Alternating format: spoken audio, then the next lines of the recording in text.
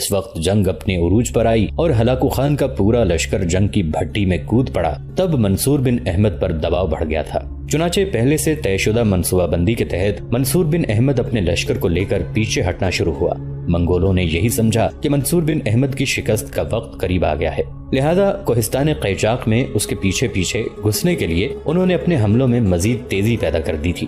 لیکن اس موقع پر وہ انقلاب، وہ تبدیلی، وہ عذاب نمودار ہوا جس کی امید منگول نہیں کرتے تھے۔ جس وقت ہلاکو خان کے لشکر کی پشت کی طرف سے برقائی خان نمودار ہو کر حملہ آور ہوا تھا، اسی وقت منصور بن احمد جو اپنے لشکر کے ساتھ آہستہ آہستہ پسپا ہو رہا تھا، اچانک اس نے پینترا بدلا۔ پھر وہ انتہائی غضبناکی کے جوش میں اس انداز میں منگولوں پر حملہ آور ہوا کہ وہ منگول جو اس کے تعاقب میں چلے آ رہے تھے ان کی لاشوں کو اس نے بساط کی طرح بچھا کر رکھ دیا۔ اس طرح پشت کی جانب سے برقائی خان اور سامنے کی طرف سے منصور بن احمد حملہ آور ہوئے۔ ہلاکو خان اور اس کے سالاروں نے دیکھا کہ ان کے لشکر کا نقصان زیادہ ہو رہا ہے، لہٰذا وہ پیچھے ہٹا، اپنے پڑاؤ کے قریب پہنچ گیا۔ جب اس نے ایسا کیا تب برقائی خان اور منصور بن احمد نے جو پہلے ہی سے اپنی منصوبہ بندی طے کر رکھی تھی اس کے مطابق وہ رک گئے۔ اپنے پڑاؤ میں پہنچ کر ہلاکو خان بڑے عجیب سے انداز میں میدان جنگ کے اس حصے کو دیکھ رہا تھا جہاں اس کے لشکریوں کی لاشیں پڑی ہوئی تھیں۔ اس موقع پر سارے سالار اس کے گرد جمع ہو گئے تھے، یہاں تک کہ ہلاکو خان بڑے دکھ بھرے انداز میں بولا، ان علاقوں میں دشمن کی قوت کا ہم نے غلط اندازہ لگایا ہے اور اس کی خبر ہمارے مخبروں نے بھی نہیں دی۔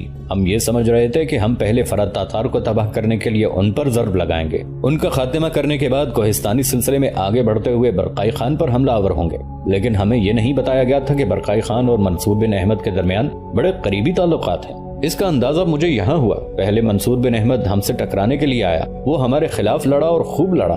آج میں نے پہلی بار اسے اپنی کارگزاری کا مظاہرہ کرتے ہوئے دیکھا، واقعی اس قابل ہے کہ اسے بغداد کے لشکریوں کا سالار اعلیٰ ہونا چاہیے۔ اگر میرے پاس کوئی ایسا سالار ہوتا تو میں دشمن کی کسی طاقت اور قوت کو اپنے سامنے ٹکنے نہ دیتا، اور پھر انہوں نے پہلے سے منصوبہ بندی کر رکھی تھی۔ عین وقت پر برقائی خان اپنے لشکر کے ساتھ نکلا اور ہمارے نقصان کا باعث بن گیا۔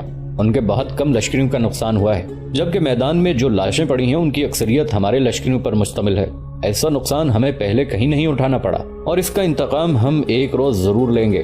اس کے بعد ہلاکو خان نے وہ اجلاس ختم کر دیا۔ اجلاس ختم کرنے کے بعد وہ اپنی بیوی دوقوزہ کے خیمے میں داخل ہوا۔ ہلاکو خان کے 5 بیٹے اس وقت اپنے زخمی لشکریوں کی دیکھ بھال کر رہے تھے۔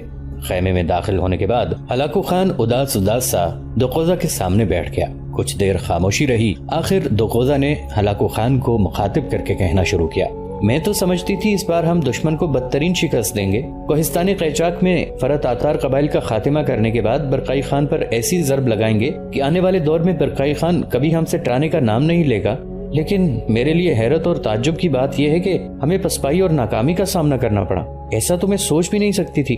میں تو یہ طے کیے ہوئی تھی کہ جب تک میری بہن سیمر کا انتقام نہیں لیا جاتا اور یہ کہ فرات تاتار قبائل سے آرمینیا کے حکمران ہیشون کی بیٹی کیتھرائن کو حاصل نہیں کیا جاتا، اس وقت تک ہم یہاں سے پلٹ کر نہیں جائیں گے۔ لیکن میں دیکھتی ہوں حالات الٹی صورت اختیار کر گئے ہیں۔ یہاں تک کہتے کہتے دوقوزہ کو خاموش ہو جانا پڑا، اس لیے کہ ہلاکو خان بولا اور کہنے لگا، دوقوزہ تمہارا کہنا درست ہے، لیکن ان حالات میں یہاں ہم زیادہ دیر قیام بھی نہیں کر سکتے۔ اگر برقائی خان اور فرات تاتار قبائل نے کوہستانی سلسلوں سے اچانک نکل کر ہمارے ساتھ شب خون کا کھیل کھیلنا شروع کر دیا تو یہ کھیل ہمارے لیے مزید نقصان کا باعث بن جائے گا۔ اس لیے میں نے فیصلہ کیا ہے کہ اب ہم خاقان منگو خان کے کہنے پر جنوب کی طرف رخ کریں گے اور یلغار کو بڑھاتے چلے جائیں گے۔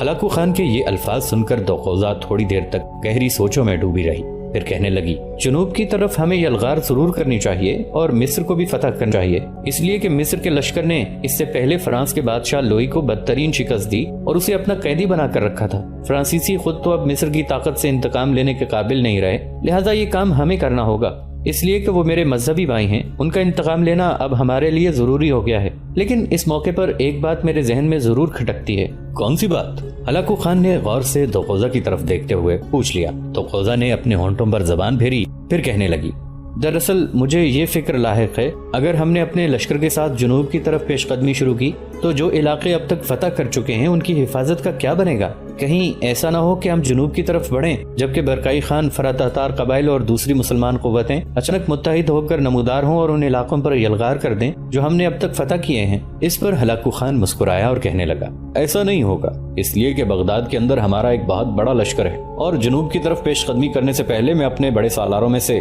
مرتاق اور بائدو کو بغداد کی طرف روانہ کر دوں گا۔ ایک تیسرے سالار طولان اہلکان کو ایک بڑا لشکر دے کر مقرر کروں گا تاکہ بغداد کے علاوہ جو دوسرے علاقے ہم نے فتح کیے ہیں ان کی دیکھ بھال کا کام سر انجام دیتا رہے۔ یہاں تک کہنے کے بعد ہلاکو خان رکا، پھر دوقوزہ کی تسلی اور تشفی کے لیے کہنے لگا، دوقوزہ جہاں تک برقائی خان کا تعلق ہے تو اس کے پاس ابھی نہ اتنی طاقت ہے اور نہ اتنے تربیت یافتہ لشکری ہیں جن کے ساتھ وہ کوہستانی سلسلوں سے باہر نکل کر کھلے میدانوں میں ہم سے ٹکرائے۔ ہاں، ہماری غیر موجودگی میں جو شخص ہمارے لیے مصائب کھڑے کر سکتا ہے وہ بغداد کا سابق نائب سالار منصور بن احمد ہے۔ جنوب کی طرف جانے سے پہلے میں اپنے سارے سالاروں کو احکامات جاری کروں گا کہ میرے بعد ہر صورت میں اس منصور بن احمد کا سر کاٹ کر جنوب کی طرف روانہ ہو جائیں۔ سالاروں کو میں یہ بھی سمجھا دوں گا کہ اگر یہ منصور بن احمد کوہستانی قیچاک کے سلسلوں میں چھپ کر خاموش بیٹھا رہے تو ہمارے لشکروں میں سے کوئی بھی اس کے خلاف حرکت میں نہیں آئے گا جب تک میں جنوب کی مہم سے فارغ نہیں ہوتا۔ مصر کو فتح کرنے کے بعد میں پلٹوں گا اور کوہستان قیچاک کے اندر نہ فرات آتار قبائل کو رہنے دوں گا اور نہ ہی برقائی خان کو۔ ہلاکو خان کی اس گفتگو سے دوقوزہ خوش اور مطمئن ہو گئی تھی، چنانچہ اس دن اپنے لشکریوں کو سستانے اور آرام کرنے کا موقع فراہم کرنے کے بعد اگلے روز ہلاکو خان اپنے لشکر کے ساتھ جنوب کی طرف بڑھا تھا۔ ہلاکو نے جب تک کوہستان قیچاک کے سامنے کھلے میدانوں میں ناکامی کے بعد پڑاؤ کی رکھا، اس وقت تک برقائی خان نے بھی اپنے لشکر کے ساتھ فرات آتار قبائل کے قریب ہی اپنے لشکر کے ساتھ پڑاؤ کر لیا تھا۔ دوسری طرف منصور بن احمد بھی اپنے سالاروں اور لشکریوں کے ساتھ بالکل چوکس تھا۔ جس روز ہلاکو خان اپنے لشکر کے ساتھ وہاں سے جنوب کی طرف پیش قدمی کر گیا، اسی روز لوئی تاشی اور یانگ خان دونوں برقائی خان کے پاس آئے۔ برقائی خان اس وقت اپنے خیمے کے باہر اپنے کچھ سالاروں کے ساتھ ایک چٹان پر بیٹھا ہلاکو متعلق گفتگو کر رہا تھا کہ لوئی تاشی اور یانگ خان آئے۔ تب بڑے پرتپاک انداز میں برقائی خان اور اس کے ساتھیوں نے ان کا استقبال کیا۔ برقائی خان کے بیٹھنے کے بعد سب بیٹھ گئے۔ تب گفتگو کا آغاز لوئی تاشی نے کیا اور برقائی خان کو مخاطب کر کے کہنے لگا، خاقان، میں اور میرا ساتھی یانگ خان ایک انتہائی اہم کام کے سلسلے میں آئے ہیں۔ لوئی تاشی کے ان الفاظ پر برقائی خان چونکا تھا۔ کیا تم کسی کی شکایت، کسی کی نالش لے کر آئے ہو؟ اس پر لوئی تاشی مسکرایا اور بولا، خاقان، ہمارا امیر اور سردار منصور بن احمد ہے۔ اگر مجھے کسی سے شکایت کرنا ہوتی تو میں منصور بن احمد کے پاس جاتا۔ آپ کے پاس میں ایک انتہائی ضروری اور اہم کام کے سلسلے میں آیا۔ لوئی تاشی کے ان الفاظ پر برقائی خان کسی قدر مطمئن ہو گیا تھا، کہنے لگا، اچھا کہو، تم کیا کہنا چاہتے ہو؟ لوئی تاشی نے ایک گہری نگاہ اپنے پہلو میں بیٹھے یانگ خان پر ڈالی، پھر برقائی خان کی طرف دیکھتے ہوئے بولا، خاقان، میں چاہتا ہوں، آپ نے چونکہ ہمارے اندر ہی قیام کر رکھا ہے، لہٰذا میری اور یانگ خان کی خواہش ہے کہ آپ کے ہوتے ہوئے امیر منصور بن احمد کی شادی کا اہتمام دیا جائے۔ منصور بن احمد کا نام سن کر برقائی خان نے خوشی کا اظہار کیا اور کہنے لگا، لوئی تاشی، تھوڑی دیر پہلے منصور بن احمد اس کے دونوں ساتھی شرف الدین اور حسام الدین مجھ سے مل کر گئے ہیں۔ یہاں قیام کے دوران یہ ان کی 5ویں ملاقات ہے اور ان کی گفتگو سے میں بھی بڑا متاثر ہوا ہوں۔ کم از کم منصور بن احمد جیسے سالار بہت کم ملتے ہیں۔ میں نے اس جنگ میں اس کی کارگزاری پر بڑی گہری نظر رکھی تھی۔ منصور بن احمد ایک ایسا جوان ہے جس سے لشکریوں کی تربیت کا خوب کام لیا جا سکتا ہے۔ تم دونوں نے اسے جو یہاں کا امیر اور سپہ سالار بنایا ہے تو میں سمجھتا ہوں یہ تم دونوں کا انتہائی دانشمندانہ اقدام تھا۔ اب مجھے یہ بتاؤ کہ اس کی شادی کا اہتمام کہاں کیا جا رہا ہے؟ لوئی تاشی نے اس موقع پر ہونٹوں پر زبان پھیری اور بولا، خاقان، آپ کو یاد ہوگا کہ 2 مرتبہ میں نے آپ کے سامنے ہلاکو خان کی بیوی دوقوزہ کی چھوٹی بہن سیمر اور آرمینیا کے بادشاہ ہیشون کی بیٹی کیتھرین کا ذکر کیا تھا۔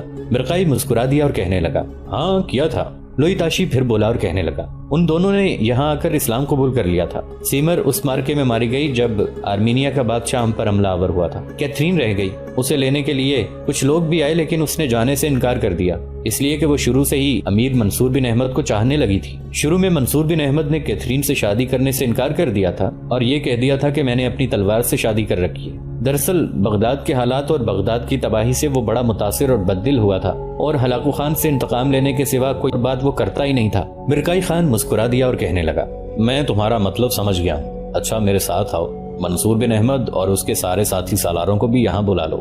لوئی تاشی نے فوراً ایک جوان کو منصور بن احمد کی طرف روانہ کر دیا۔ برقائی خان لوئی تاشی اور یانگ خان کے ساتھ خیمے میں داخل ہوا۔ برقائی کے ساتھی بھی اس کے ساتھ تھے۔ منصور بن احمد، حسام الدین، شرف الدین اور دوسرے سالار بھی وہاں پہنچ گئے۔ فرات آتار قبائل کے سرکردہ لوگوں کو بھی بلا لیا گیا۔ منصور بن احمد جب وہاں آیا تو برقائی خان نے اپنی جگہ سے اٹھ کر اس کا استقبال کیا۔ باقی لوگ بھی اٹھ کھڑے ہوئے تھے۔ برقائی خان نے اس کا ہاتھ پکڑ کر اپنے پہلو میں بٹھایا، پھر اپنا منہ منصور بن احمد کے کان کے قریب لے گیا اور بولا، منصور، میرے عزیز بھائی، خوش قسمت ہو کہ آرمینیا کے بادشاہ ہیشون کی بیٹی کیتھرین تمہیں اپنے دل کی گہرائیوں سے پسند کرتی ہے۔ تم دونوں کی پوری داستان لوئی تاشی ادھر آتے ہوئے تفصیل کے ساتھ مجھے بتا چکا ہے۔ کیتھرین نام کی وہ لڑکی جس نے یہاں آنے کے بعد اسلام قبول کیا اور تمہیں چاہنے لگی تمہیں زندگی بھر خوش اور آسودہ رکھے گی۔ دیکھو میرے بھائی، میں جانتا ہوں بغداد کے علاوہ دوسرے علاقوں کی تباہی نے تمہیں بڑا متاثر کیا، لیکن اپنا گھر بھی آباد کرنا چاہیے۔ میں جانتا ہوں تم ہلاکو خان سے مسلمانوں کی تباہی کا انتقام لینے کے درپے ہو، اور ایسا دن خداوند قدوس نے چاہا تو ضرور آئے گا، لیکن اس وقت تمہاری اور کیتھرین کی شادی کا اہتمام کیا جا رہا ہے اور امید ہے تمہیں کوئی اعتراض نہیں ہوگا۔ اس پر منصور بن احمد مسکرا دیا اور کہنے لگا، خاقان آپ یہ فیصلہ کر رہے ہیں تو میں کیسے اعتراض کر سکتا ہوں۔ منصور بن احمد کے ان الفاظ پر برقع خان خوش ہو گیا تھا، باقی لوگ بھی بے پناہ خوشی کا اظہار کر رہے تھے۔ اس کے بعد سارے لوگوں کی موجودگی میں منصور بن احمد کے نکاح کا اہتمام کر دیا گیا۔ اس وقت فرا تاتار قبائل کے اندر خوشیوں کا ایک طوفان اٹھ کھڑا ہوا تھا۔ جس گھر اور حویلی میں یہ خبر پہنچی سب لوگ بے پناہ خوشی کا اظہار کرنے لگے تھے۔ سب کا کھانا لوئتاشی کے ہاں تھا اور کھانے اور مغرب کی نماز کے بعد کیتھرین لوئتاشی کی حویلی سے منصور بن احمد کی حویلی میں منتقل ہو گئی۔ شادی کے چند روز بعد منصور بن احمد ظہر کی نماز کے بعد اپنی عائشگاہ میں داخل ہوا۔ اس وقت کیتھرین صحن میں رسی پر جو اس نے اپنے اور منصور بن احمد کے کپڑے دھو کے لٹکائے تھے اور خشک ہو گئے تھے اتار رہی تھی۔ اب وہ منصور بن احمد کی مزاج شناس ہو چکی تھی۔ منصور بن احمد کو اس طرح آتے دیکھ کر سارے کپڑے جلدی جلدی اتار کر اس کے پیچھے ہو لی۔ میاں بیوی سامنے والے کمرے میں داخل ہوئے۔ کیتھرین نے کپڑے ایک طرف رکھ دیے، پھر منصور بن احمد کے پہلو میں بیٹھ گئی، اس کے شانے پر ہاتھ رکھا، پھر چاہت بھری آواز میں اسے مخاطب کر کے کہنے لگی، میں دیکھتی ہوں آپ کچھ پریشان اور بکھرے بکھرے ہیں، اور میں یہ بھی کہہ سکتی ہوں کہ میرا اندازہ غلط نہیں ہے، اس لیے کہ میں آپ کے مزاج کو سمجھتی ہوں۔ کیتھرین کے یہ الفاظ سن کر ہلکا سا تبسم منصور بن احمد کے چہرے پر نمودار ہوا۔ کہنے لگا، میں 2 دن تک یہاں سے کوچ کرنے والا ہوں۔ حسب سابق شرف الدین کردی اور حسام الدین جوکندار میرے ساتھ ہوں گے۔ اس سلسلے میں لوئتاشی کے علاوہ برقع خان کے ساتھ بھی تفصیل کے ساتھ میری گفتگو ہو چکی ہے،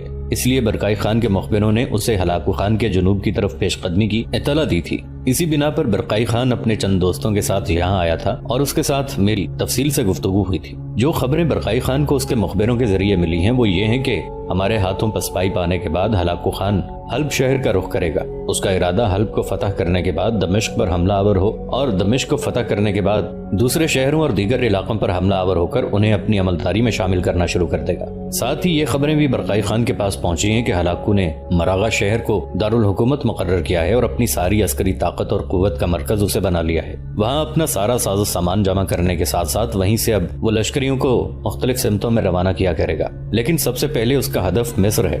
دمشق اور حمص جیسے بڑے شہروں کو زیر کرنے کے بعد وہ جنوب کا رخ کرے گا۔ کیتھرین تم جانتی ہو ہمارے پاس اتنا بڑا لشکر تو نہیں ہے کہ ہم خود میدانوں میں جا کر ہلاکو خان کا مقابلہ کریں۔ برقع خان کے پاس بھی اتنی طاقت نہیں ہے کہ ہلاکو خان کو منگولوں کے خاقان اور اپنے بھائی منگو خان کی طرف سے، برقع خان کے پاس بھی اتنی طاقت نہیں ہے کہ وہ کوہستانی سلسلوں سے نکل کر ہلاکو خان سے ٹکرائے، اس لیے کہ ہلاکو خان کو منگولوں کے خاقان اور اپنے بھائی منگو خان کی طرف سے منگولوں کے مرکزی شہر سے کمک مل رہی ہے، جس کی بنا پر اس کے لشکر میں کمی نہیں بلکہ اضافہ ہوتا جا رہا ہے۔ ان حالات میں ہم نے اس کے ساتھ ایک کھیل کھیلنا ہے، کبھی اس پر شب خون کر کے، کبھی غفلت کی حالت میں اس پر حملہ آور ہو کر اس کو نقصان پہنچائیں گے۔ ویسے میرے شرف الدین اور حسام الدین کے جنوب کی طرف جانے کا اصل مقصد یہی ہے کہ ہمارے ہاں سے کوچ کرنے کے بعد ہلاکو خان مسلمانوں کے جن شہروں کو فتح کرنے کا ارادہ رکھتا ہے ان شہروں میں اسے الجھا کے رکھا جائے اور جنوب کی طرف نہ بڑھنے دیا جائے، تاکہ مسلمانوں کا مزید نقصان نہ ہو، اس لیے کہ مصر کے حکمران منگولوں کا مقابلہ کرنے کے لیے ابھی اپنی تیاری کے مراحل میں ہیں۔ اس میں کوئی شک نہیں کہ اس سے پہلے انہوں نے فرانس کے بادشاہ کو بدترین شکست دی اور اسے گرفتار کر لیا، لیکن ہلاکو خان کے لشکر کے مقابلے میں فرانس کے بادشاہ لوئی کے لشکر کی کوئی حیثیت نہیں تھی۔ ہلاکو خان کے پاس ٹڈی دل جیسا لشکر ہے، اگر ایسا ہی لشکر کسی مسلمان حکمران کے پاس ہوتا تو یقیناً وہ ہلاکو خان سے بھی بہتر فتوحات کا سلسلہ قائم کر سکتا تھا۔ اتنا کہنے کے بعد منصور بن احمد رکا، پیار بھری ایک نگاہ اس نے اپنے پہلو میں بیٹھی کیتھرین پر ڈالی، پھر کہنے لگا، کیتھرین میرے بعد پریشان اور فکر مند نہ ہونا۔ کیتھرین گو اداس اور افسردہ ہو چکی تھی، لیکن فوراً اس نے اپنے چہرے پر خوشگوار تبسم پھیر لیا، پھر کہنے لگی، میں نے اپنے ذہن میں یہ بات بیٹھا رکھی ہے، میں ایک مجاہد کی بیوی ہوں اور ہم دونوں میاں بیوی اس وقت جہاد کی حالت میں ہیں، اس لیے کہ آپ عملی طور پر دشمن کے خلاف کارروائیاں کرتے ہیں۔ میں چونکہ آپ کی بیوی ہوں، آپ کی خدمت کرتی ہوں، لہٰذا آپ کی خدمت کے حوالے سے میں بھی اس جہاد میں شامل ہوں۔ آپ بے فکر رہیے، میں پریشانی کا اظہار نہیں کروں گی۔ میں تو یہ مانتی ہوں کہ آپ کی جدائی یقیناً میرے لیے شاق ہے، لیکن جس مقصد کے لیے ہم دونوں میاں بیوی جدا ہوتے ہیں وہ سب سے اعلیٰ اور عرفہ ہے۔ کیتھرین کی اس گفتگو سے منصور بن احمد خوش ہو گیا تھا، پھر کہنے لگا، کیتھرین تمہارے پاس نقدی بہت ہے، گھر میں سامان بھی کافی ہے، یہاں تک کہتے کہتے منصور بن احمد کو رک جانا پڑا، اس لیے کہ اس کی طرف میٹھی میٹھی نگاہوں سے دیکھتے ہوئے کیتھرین بول اٹھی، اگر آپ اجازت دیں تو آپ کے بعد میں 2 کاموں میں سے ایک کام کروں گی۔ اول یہ کہ گھر میں جتنا کھانے پینے کا سامان ہے وہ میں لوئیتاشی کی حویلی میں منتقل کر دوں اور خود بھی وہاں رہ لوں، اور اگر ایسا ممکن نہیں تو پھر میں اپنے گھر ہی میں رہوں گی۔ نتکیر اور بلزون دونوں بہن بھائیوں کو یہاں رکھ لیتی ہوں، اس طرح ان کی موجودگی میں میرا دل بھی لگا رہے گا اور ہمارا وقت بھی اچھا گزر جائے گا۔ کیتھرین کے خاموش ہونے پر منصور بولا اور کہنے لگا، کیتھرین، یہ سارا معاملہ تمہاری مرضی اور تمہاری آسانی پر مشتمل ہے۔ اگر تم لوئیتاشی کے ہاں رہنا چاہو اور اپنا سامان بھی وہاں منتقل کرنا چاہو تو میری طرف سے تمہیں اجازت ہے، اور اگر تم اپنے ہی گھر میں رہنا چاہو اور اپنے ساتھ نتکیر اور بلزون کو رکھنا چاہو تو یہ بھی اچھا ہے۔ اگر تم کہو تو اس سلسلے میں لوئیتاشی سے کہہ دوں گا، جو فیصلہ تم کرو گی اس پر عمل کیا جائے گا۔ منصور بن احمد کے ان الفاظ سے کیتھرین خوش ہو گئی تھی، پھر کہنے لگی، میری اول خواہش یہی ہوگی کہ میں اپنے گھر میں رہوں، نتکیر اور بلزون کو اپنے پاس رکھ لوں۔ اس پر منصور بن احمد کہنے لگا، اگر تمہارا یہی فیصلہ ہے تو پھر فکر مند نہ ہو، میں آج ہی سلسلے میں لوئیتاشی سے بات کر لیتا ہوں، وہ نتکیر اور بلزون دونوں کو تمہارے پاس بھیج دے گا، جب میں شرف الدین کردی اور حسام الدین 2 دن بعد یہاں سے کوچ کر جائیں گے۔ اس موقع پر کیتھرین اپنی جگہ سے اٹھ کھڑی ہوئی، کہنے لگی، آپ بیٹھے، میں کھانا تیار کرتی ہوں، پھر اکٹھے بیٹھ کر کھاتے ہیں۔ منصور بن احمد نے اس سے اتفاق کیا، لہٰذا کیتھرین اس کے پہلو سے اٹھ کر مطبخ کی طرف چلی گئی۔ 2 دن بعد منصور بن احمد، شرف الدین کردی اور حسام الدین چوکندار ایک لشکر لے کر جنوب کی طرف کوچ کر گئے۔ صبح سے لے کر شام تک وہ سفر کرتے رہے، یہاں تک کہ اپنی روانگی سے پہلے برقائی خان اور منصور بن احمد نے اس مہم کے لیے جو اپنے آگے مخبر بھیجے تھے ان میں سے کچھ منصور بن احمد کے پاس آئے، اور ان کی آمد پر منصور بن احمد، شرف الدین کردی اور حسام الدین چوکندار جو اپنے لشکر کے آگے آگے تھے انہوں نے لشکر کو روک دیا۔ پھر آنے والے مخبروں کو مخاطب کر کے منصور بن احمد کہنے لگا، میرے بھائیوں، کیا تم کوئی کام کی خبر لائے ہو؟ اس پر ایک مخبر بولا اور کہنے لگا، امیر، بہت اچھی، بلکہ آپ کہہ سکتے ہیں بہت زیادہ کام کی خبر لے کر آئے ہیں۔ امیر، آپ جانتے ہیں کہ چند ماہ پہلے ہلاکو خان نے البیرہ شہر پر قبضہ کر لیا تھا۔ شہر کے اندر اس نے اپنا ایک لشکر رکھا تھا اور اپنے ایک چھوٹے سالار کو البیرہ شہر پر حاکم مقرر کیا تھا۔ یہ منگول حاکم ہی نہیں، منگول لشکری بھی شہر کے اندر منمانی کریں، کسی کی عزت محفوظ نہیں، کسی کی جان، کسی کا مال تک محفوظ نہیں ہے۔ میرے خیال میں اگر آپ اپنے کام کی بسم اللہ البیرہ شہر سے کریں تو ہمارا خیال ہے خداوند قدوس نے چاہا تو کامیابی ہمارے لیے در کھولے گی۔ یہاں تک کہنے کے بعد وہ مخبر جب خاموش ہوا تب منصور بن احمد گہری سوچوں میں کھو گیا تھا۔ حسام الدین چوکندار اور شرف الدین کردی غور سے اس کی طرف دیکھے جا رہے تھے، یہاں تک کہ اسی مخبر نے بولتے ہوئے منصور بن احمد کو چونکا دیا، کہنے لگا، امیر، البیرہ شہر میں منگولوں کا لشکر ہے، اس پر حملہ آور ہونے اور اپنی کامیابی کا در کھولنے کے لیے ایک بہترین موقع بھی ہے۔ مخبر کے ان الفاظ پر منصور بن احمد چونکا تھا، کہنے لگا، کیسا سنہری موقع؟ مخبر پھر بولا اور کہہ رہا تھا، امیر، بات یہ ہے کہ البیرہ میں جو منگولوں کا حاکم ہے اس کے کہنے پر ہفتے میں ایک دفعہ منگول البیرہ شہر سے باہر کارروائی کرتے ہیں۔ دراصل البیرہ کے منگول سالار نے اپنے لشکر کو 2 حصوں میں تقسیم کیا ہوا ہے، ایک حصہ اپنے پاس رکھتا ہے اور دوسرے حصے کو ہر ہفتے البیرہ شہر سے نکالتا ہے تاکہ وہ دور اور نزدیک مسلمانوں کی بستیوں پر حملہ آور ہو کر اپنے لیے ضروری کا سامان اور دوسری چیزیں حاصل کریں۔ اب پرسوں ان کا ارادہ یہی ہے کہ لوٹ مار کرنے باہر نکلیں، اور اگر آپ یہاں تک مخبر کہنے پایا تھا کہ منصور بن احمد بول اٹھا اور بے پناہ خوشی کا اظہار کرتے ہوئے کہنے لگا، جو کچھ تم کہنا چاہتے ہو میں سمجھ گیا ہوں، تم میں سے آدھے اپنے کام کے لیے پھیل جاؤ اور باقی آدھے البیرہ کی طرف ہماری رہنمائی کریں گے۔ اس کے بعد منصور بن احمد نے پھر البیرہ شہر کی طرف بڑی تیز اور برق رفتاری سے پیش قدمی شروع کر دی تھی۔ البیرہ شہر سے لگ بھگ 10 میل کے فاصلے پر منصور بن احمد نے اپنے لشکر کو روک دیا اور اپنے مخبروں کو اپنے آگے بھیج دیا تاکہ وہ منگولوں سے متعلق تازہ ترین خبریں لے کر آئیں۔ جب منگولوں کا آدھا لشکر شہر سے باہر نکلے تب وہ اس کی اطلاع کریں۔ ساتھ ہی اس نے اپنے مخبروں کو یہ بھی سمجھا دیا تھا کہ جب وہ شہر سے باہر نکلنے والے منگول لشکر پر حملہ آور ہو تو وہ البیرہ شہر کے اندر جگہ جگہ یہ خبریں پھیلا دیں کہ جو منگول البیرہ شہر کی نواحی بستیوں میں رسد کا سامان اکٹھا کرنے گئے تھے ان پر مسلمانوں کے ایک چھوٹے سے لشکر نے حملہ کر دیا ہے۔ یہ خبر جب البیرہ میں منگولوں کے حاکم کو لے گی تو یقیناً لشکر کا وہ حصہ جو اس نے شہر میں رکھا ہوگا وہ بھی لے کر وہ نکلے گا اور لشکر کے دوسرے حصے کو ہمارے ہاتھوں بچانے کی کوشش کرے گا۔